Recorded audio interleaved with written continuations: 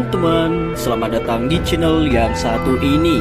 Hehehe, Eits, channel ini adalah berisi cerita tentang alur Donghua yang keren. Penasaran? Yuk segera langsung markiden, mari kita dengar. Tapi sebelum itu, jangan lupa like dan subscribe-nya ya. Battle Through to Heaven.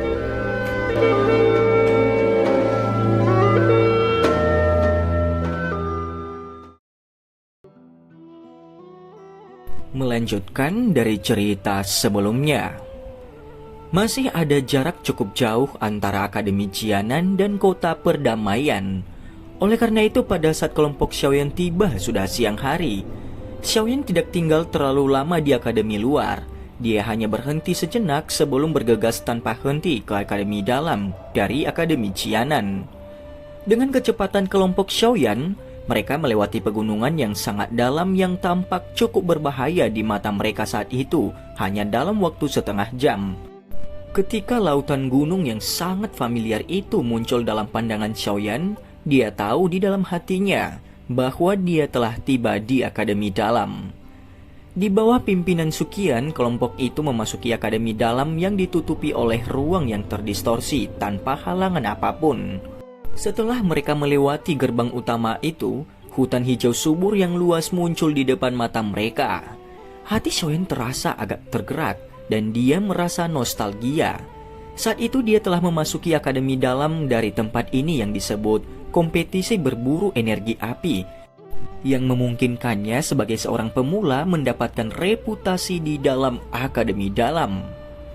Hahaha. Rekor yang kamu buat saat itu adalah sesuatu yang tidak dapat dikalahkan oleh siswa baru. Siswa baru setiap tahun masih mengalami apa yang disebut pukulan dari siswa yang lebih tua. Sesuatu seperti siswa baru yang merebut energi api tidak pernah lagi terjadi. Suqian di samping tertawa kepada Xiaoyan. Xiaoyan tanpa sadar sedikit tersenyum saat mendengar Suqian menyebutkan beberapa perbuatannya saat itu. Dia dengan lembut mengembuskan nafas dan tersenyum sambil berkata, "Ayo pergi." Tubuhnya bergerak setelah kata-kata itu terdengar dan dia melayang dengan lembut menuju hutan. Suqian dan yang lainnya mengikuti dari belakang. Setelah keluar dari hutan, Akademi dalam yang menempati tanah yang sangat luas itu sekali lagi muncul dalam pandangan kelompok Xiaoyan. Xiaoyan berdiri di atas lereng dan memandangi Akademi dalam yang dipenuhi dengan kehidupan dari sudut pandang yang tinggi. Saat ini ukuran Akademi dalam sedikit lebih besar dari 2 tahun lalu, karena persyaratan masuk Akademi dalam sedikit santai selama beberapa tahun ini. Akademi dalam saat ini dipenuhi dengan lebih banyak keaktifan. Tentu saja, persaingan yang ketat juga meningkat. Mereka yang bisa masuk ke Akademi dalam ini bukanlah orang biasa, dan mereka yang memiliki kemampuan secara alami tidak ingin melangkah di atas kepala mereka. Peringkat kuat yang tidak dianggap istimewa adalah target yang mereka kerjakan dengan keras. Untuk memungkinkan diri sendiri naik peringkat, cukup banyak siswa yang bersusah payah berlatih. Kelompok itu berhenti di luar Akademi dalam, namun Xiaoyan tidak segera mengikuti Suqian dan yang lainnya masuk. Dia benar-benar melihat gerbang Pan untuk melihat bagaimana faksi pertama yang pernah dia dirikan telah berubah. Suqian tidak menghentikan Xiaoyan saat melihat situasinya. Dia tersenyum dan mengangguk sebelum berkata, "Kamu bisa menemukan orang secara acak dan menanyakan tentang lokasi markas gerbang Pan. Setelah kamu menyusul semua orang, kamu bisa datang ke komplek penatua Akademi dalam untuk mencariku." Suqian tidak menunggu jawaban Xiaoyan setelah dia berbicara. Dia berbalik dan memimpin dokter peri kecil Xiaoli dan yang lainnya ke bagian yang lebih dalam dari Akademi dalam. Setelah kelompok Suqian menghilang, dia akhirnya menghela nafas pelan. Senyum yang agak energik berangsur-angsur melonjak ke wajah mudanya. Senyuman semacam ini tidak muncul di wajah Xiaoyan selama beberapa waktu. Selama ini dia ditekan untuk maju dengan berbagai hal. Kadang-kadang dia sendiri lupa bahwa dia hanyalah seorang pria muda berusia sekitar awal 20-an dan bukan pria tua berambut putih. Namun di bawah suasana Akademi dalam yang dipenuhi dengan vitalitas, suasana hati Xiaoyan menjadi jauh lebih tenang. Saat ini dia tampak seperti pria muda yang cocok dengan usianya dan bukan pria tua. Dia mengusap tangannya saat dia perlahan berjalan di dalam akademi dalam yang luas. Sepanjang jalan, dia secara acak menarik seorang siswa dan menanyakan tentang lokasi gerbang PAN. Hanya setelah pihak lain memberitahunya dengan wajah terkejut, dia berterima kasih kepada orang itu sebelum berbalik dan pergi. Anak kecil ini, apakah dia orang baru? Dia sebenarnya tidak tahu lokasi markas gerbang PAN. Siswa itu akhirnya dengan lembut bergumam saat dia melihat punggung Xiaoyan menjadi jauh. Xiaoyan mengikuti rute yang ditunjukkan oleh siswa tersebut dan akhirnya muncul di luar markas gerbang PAN. Setelah lebih dari 10 menit, ketika dia berhenti dan melihat villa yang menempati tanah yang sangat luas, dia tanpa sadar menjadi agak terpana meskipun dalam ketenangannya. Apakah akademi dalam ini agak terlalu murah hati? Mereka benar-benar memberi markas mewah untuk faksi siswa ini, dibandingkan dengan situasi di masa lalu di mana mereka hanya bisa menggunakan asrama mereka sebagai tempat perkumpulan. Itu benar-benar berbeda antara awan dan lumpur. Tentu saja Xiaoyan yang telah jauh dari akademi dalam selama lebih dari 2 tahun, secara alami tidak mengetahui jumlah kekuatan konyol yang dimiliki oleh gerbang PAN saat ini di dalam akademi dalam. Lebih dari setengah dari 50 teratas yang paling berharga dari peringkat kuat mengenakan lencana gerbang PAN di dada mereka. Bahkan beberapa sesepuh akademi dalam yang baru saja dipromosikan memakai gelar gerbang PAN pada mereka. Karena gerbang PAN saat ini menjadi lebih ketat, mengakibatkan peningkatan solidaritas para anggotanya. Dengan demikian, faksi akademi ini menjadi lebih terkontrol dan terkekang. Ini benar-benar berbeda dari faksi akademi asli dan agak longgar. Xiaoyan mendecakkan lidahnya dan mengeluarkan pujian di dalam hatinya sebelum dia masuk ke rumah yang sangat besar itu. Matanya menatap keempat pria yang tampak dingin dan tegas di pintu masuk. Melihat aura keempat orang ini, mereka pasti tidak dianggap lemah bahkan jika ditempatkan di dalam seluruh akademi dalam. Mendapatkan anggota dengan keterampilan seperti itu menjadi penjaga adalah sesuatu yang tidak pernah terjadi ketika Xiaoyan masih ada saat itu. Tubuh Xiaoyan bergerak saat dia melirik tatapan hati-hati dari 4 pria yang dingin dan tampak tegas yang sedang berpatroli ke sana kemari. Cahaya perak samar berkedip dan dia menyerbu ke bagian dalam gerbang PAN dengan cara seperti hantu tanpa ada yang menyadarinya. Setelah itu dia tersenyum dan menepuk kedua tangannya sebelum berjalan menuju bagian yang lebih dalam dari gerbang PAN. Xiaoyan sekali lagi berjalan mengelilingi tempat itu. Dia secara acak menemukan jalan setapak dan berjalan di sepanjang jalan itu. Sesaat kemudian pandangannya menjadi lebih luas saat tanah rapi muncul di depannya. Gelombang sorakan yang dirahasiakan juga sedang dikirim dari lokasi ini. Ketika dia mendengar sorakan itu, Xiaoyan melihat kekerumunan besar massa hitam. Dia tanpa sadar tersenyum dan terus berjalan. Dia merasakan aura yang agak familiar dari tempat itu. Saat mendekati kerumunan, Xiaoyan menemukan ada panggung tinggi di tengah-tengah kerumunan. Seorang wanita berpakaian biru pucat duduk bersila di peron itu. Penampilan wanita ini sangat cantik. Tubuhnya yang indah dan proporsional di bawah pakaiannya memperlihatkan lekuk tubuh yang memikat yang menyebabkan seseorang tertarik. Wanita ini memiliki sikap acuh tak acuh dan tidak peduli. Itu menyebabkan beberapa orang agak menyesal. Sekilas orang bisa mengatakan bahwa dia adalah wanita yang cukup dingin. Jenis wanita ini adalah tipe yang sangat sulit ditundukkan oleh para pria. Oleh karena itu, seseorang yang tidak memiliki banyak kemampuan hanya dapat mengambil sikap mengawasinya saja dari jauh tanpa berusaha untuk membelai dia. Tentu saja hal yang paling menarik bagi Xiaoyan bukanlah penampilan wanita ini. Sebaliknya dia tertarik pada kuali obat yang ditempatkan di depannya. Pada saat ini nyala api di dalam kuali obat sedang berputar dengan cepat dan aroma obat yang samar sedang dipancarkan. Jelas sekali wanita ini adalah seorang alkemis. Tatapan Xiaoyan mengungkapkan beberapa kejutan saat menyapu bagian dalam kuali obat itu. Dia menghirup sedikit dan keterkejutan di matanya semakin padat. Dia dengan lembut bergumam, "Ini sebenarnya adalah pil obat tingkat 4. Sky Key Pill." Tidak disangka wanita muda ini sudah memiliki kemampuan untuk mengolah pil obat jenis ini di usia yang begitu muda. Bakat pemurnian pilnya tidak kalah dengan murid Guhe, Liu Ling. Pada saat ini perhatian wanita berpakaian biru itu dengan jelas tertuju pada kuali obatnya. Keringat sebening kristal sesekali terbentuk di dahinya yang halus itu. Akhirnya tetesan akan mengikuti wajah oval kurusnya dan menetes ke bawah. Meskipun wajahnya berkeringat, wanita berpakaian biru itu jelas memiliki kekuatan yang tersisa. Kekuatan spiritualnya mengendalikan nyala api dan dengan hati-hati menyusun pil obat. Gelombang aroma obat yang kaya berulang kali ditransmisikan. Itu menyebabkan pengamat di sekitarnya berulang kali menelan air liur mereka. Beberapa percakapan lembut juga sedang terdengar pada saat ini. Keterampilan pemurnian obat senior Xinlan benar-benar menjadi luar biasa. Mampu memperbaiki pil obat tingkat 4 pada usia seperti itu. Prestasinya di masa depan pasti akan luar biasa. Hahaha, benar. Siapapun yang menikahinya di masa depan tidak perlu khawatir tidak memiliki pil obat untuk dimakan. Ceh, kamu sedang melamun lagi. Senior Xinlan telah menetapkan pandangannya sangat tinggi. Pada dasarnya tidak ada pria di akademi dalam ini yang bisa menangkap tatapan tajamnya.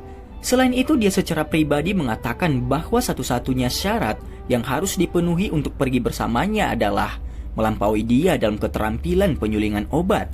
Di akademi dalam ini selain beberapa sesepuh instruktur di Departemen Alkimia, siapa lagi yang bisa mengungguli dia? Hei, siapa bilang tidak ada orang seperti itu? Saat itu ketua kita memperbaiki pil obat tingkat 5 saat dia berkompetisi dengan penyempurnaan obat melawan orang lain di akademi dalam. Menjauhlah dariku. Ketua telah meninggalkan akademi dalam selama 2 tahun.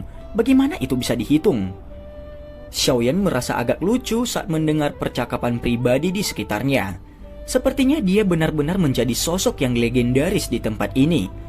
Sementara Xiaoyan diam-diam merasa bahwa semuanya lucu, wanita berpakaian biru di peron itu tiba-tiba mengeluarkan teriakan yang indah. Dia memberi isyarat dengan tangannya dan pil obat bundar dengan aroma obat yang sangat kaya terbang keluar dari kuali obat itu. Akhirnya mendarat di tangannya yang halus seperti giok. Mereka yang berada di bawah panggung segera mengeluarkan gelombang sorak-sorai setelah melihat penyempurnaan wanita yang berhasil itu. Segera setelah itu, banyak sorak-sorai terdengar di situ. Namun ini tampaknya tidak berpengaruh apapun pada wanita itu. Wajah cantiknya tetap dingin dan tanpa ekspresi. Matanya yang panjang dan cantik menyapu sekali lagi, dan mereka yang berteriak dan bersorak-sorai menutup mulut mereka karena malu. Sayang sekali. Tatapan Xiaoyan menyapu pil obat di tangan wanita itu dan menggelengkan kepalanya sedikit dan berbicara dengan keras. Xiaoyan tiba-tiba merasakan sekelilingnya menjadi sedikit sunyi saat suaranya terdengar. Dia tanpa sadar mengangkat kepalanya karena terkejut, hanya untuk melihat sepasang mata yang dingin dan cerah menatapnya dengan acuh tak acuh. Wanita berpakaian biru itu menatap pemuda berjubah hitam yang tampak akrab itu. Suara dinginnya perlahan ditransmisikan. Katakan padaku, apa yang disayangkan? Ucap wanita itu. Xiaoyan menatap wanita berpakaian biru itu yang tatapan dinginnya tertuju padanya. Setelah itu dia menoleh dan melihat banyak tatapan di sekitarnya. Dia tanpa sadar menjadi sedikit malu. Segera dia mengeluarkan batuk kering dan tertawa. Jika Anda lebih tepat dalam mengontrol nyala api ketika Anda memurnikan pil obat dan memperpanjang waktu yang Anda gunakan untuk membuat pil, kualitas Sky Ki pil ini akan sedikit lebih baik. Oleh karena itu saya tidak bisa tidak mengatakan bahwa itu sangat disayangkan, ucap Xiaoyan. Orang-orang di sekitarnya tanpa sadar berubah menjadi ribut ketika mereka melihat bahwa Xiaoyan telah mengajari wanita berpakaian biru itu dengan cara yang begitu biasa. Tatapan mereka langsung tertegun saat mereka melihat orang yang berani ini. Jumlah orang yang memenuhi syarat untuk memberikan pendapat tidak melebihi 5. Selain itu, kelima orang ini kebanyakan adalah sesepuh dari Departemen Alkimia. Pria berjubah hitam ini yang tampak sangat muda jelas tidak ada di antara mereka.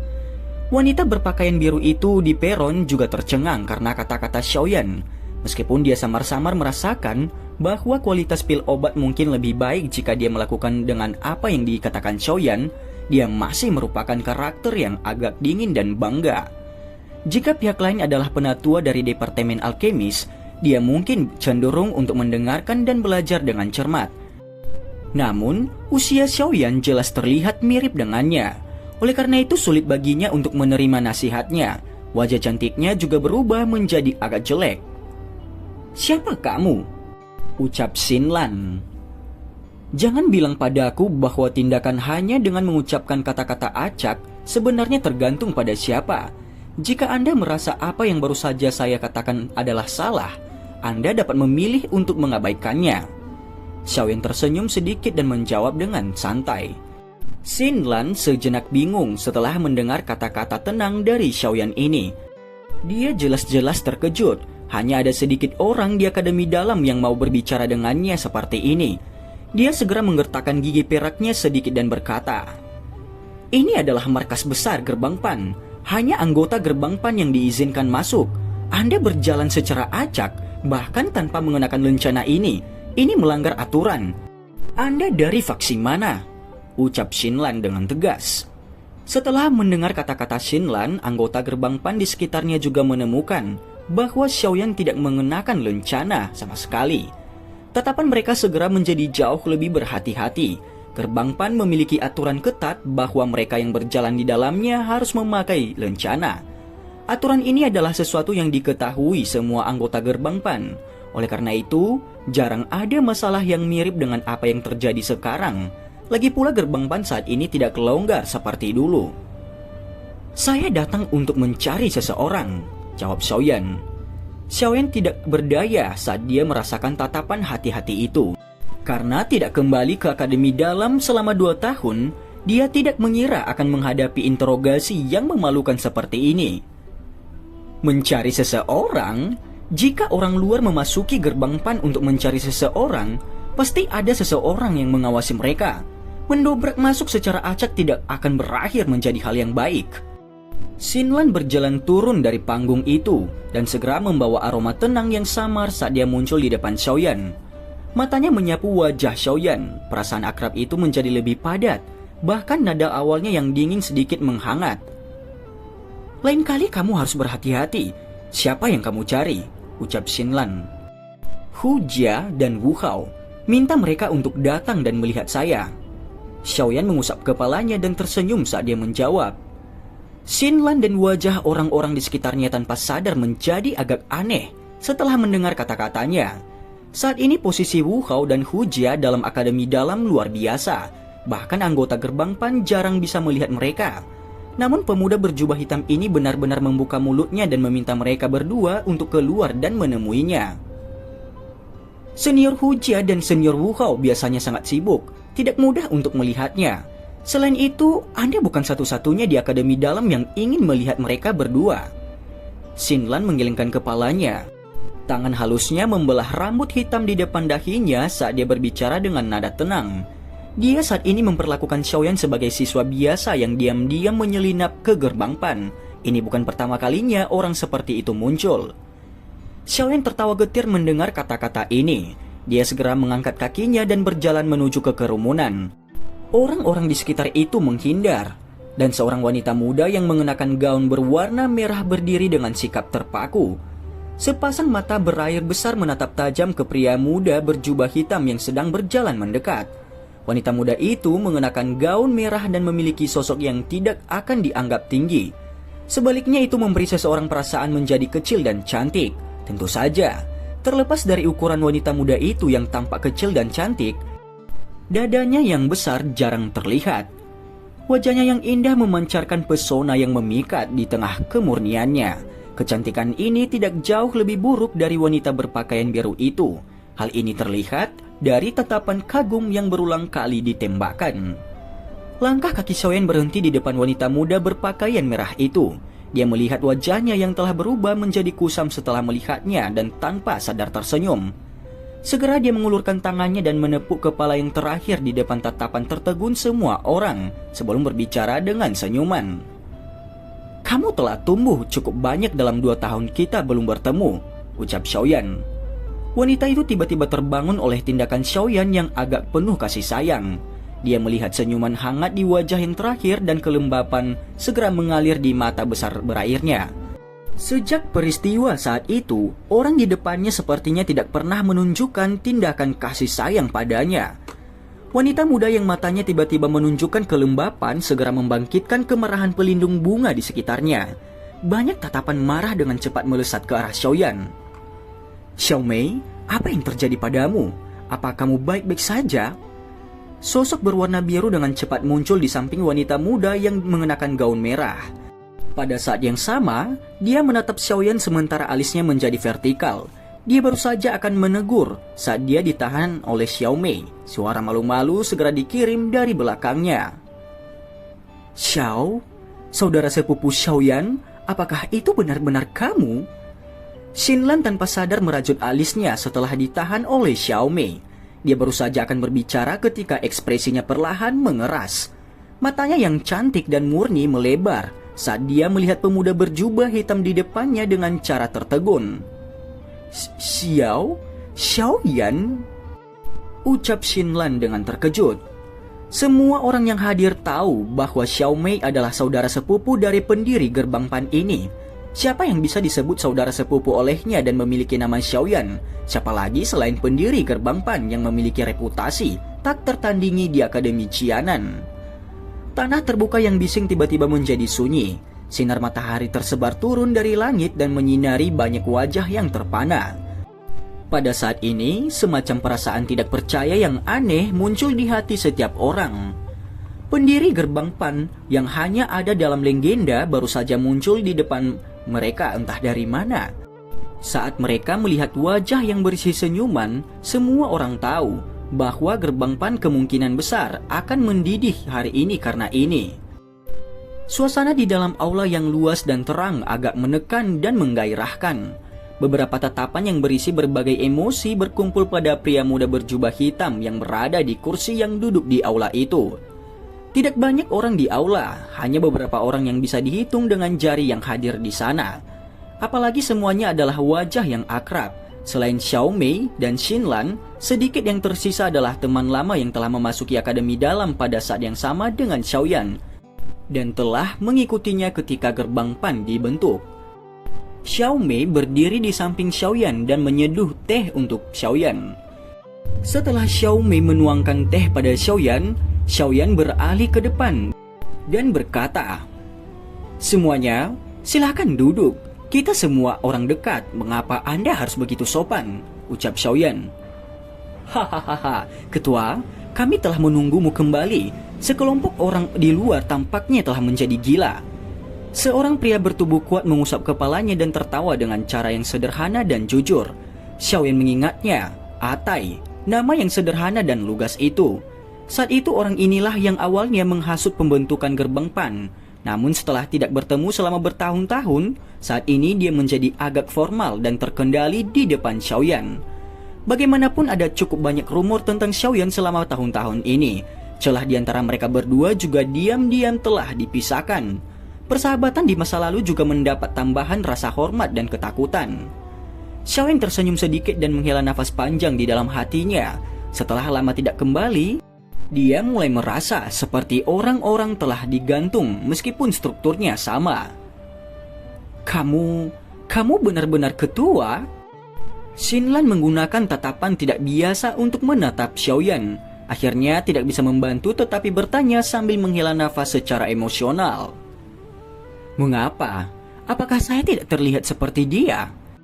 Xiaoyan memandang alkemis cantik dari gerbang Xiao ini tanpa sadar menggoda.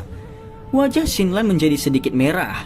Tatapannya tidak mengungkapkan terlalu banyak rasa malu saat dia sekali lagi mengukur Xiaoyan dengan hati-hati. Dia menjawab dengan anggun, "Kamu jauh lebih tampan dibandingkan dengan patung itu. Karena itu saya gagal mengenali Anda sebelumnya. Tolong jangan salahkan aku," ucap Xinlan. Xiaoyan tidak bisa menahan senyum dan menggelengkan kepalanya saat mendengar ini. Dia baru saja akan berbicara ketika pintu yang tertutup rapat mengeluarkan suara dan dengan kasar didorong terbuka. Dengus indah bergema di sekitar aula besar itu. Anak nakal, kamu akhirnya kembali. Anda telah pergi selama 2 tahun sekaligus. Anda benar-benar menikmati menjadi pemilik yang tidak bertanggung jawab, bukan?" Xiaoyan tidak menahan senyum saat mendengar suara yang akrab ini. Dia mengangkat kepalanya dan hanya bisa melihat sinar matahari yang bersinar dari luar. Seorang wanita berambut pendek dengan sosok cantik berdiri di bawah sinar matahari yang meresap dan sepasang mata merah cerah yang sulit diatur dengan kejam menatap Xiaoyan. Di sampingnya ada seorang pria yang membawa penguasa berat berwarna merah darah di punggungnya. Wajahnya yang biasanya dingin dan tegas juga saat ini dipenuhi dengan kegembiraan yang datang dari hatinya. Senyuman yang menghangatkan hati juga berangsur-angsur muncul di wajah Xiaoyan saat dia melihat dua sosok yang dikenalnya di ambang pintu itu.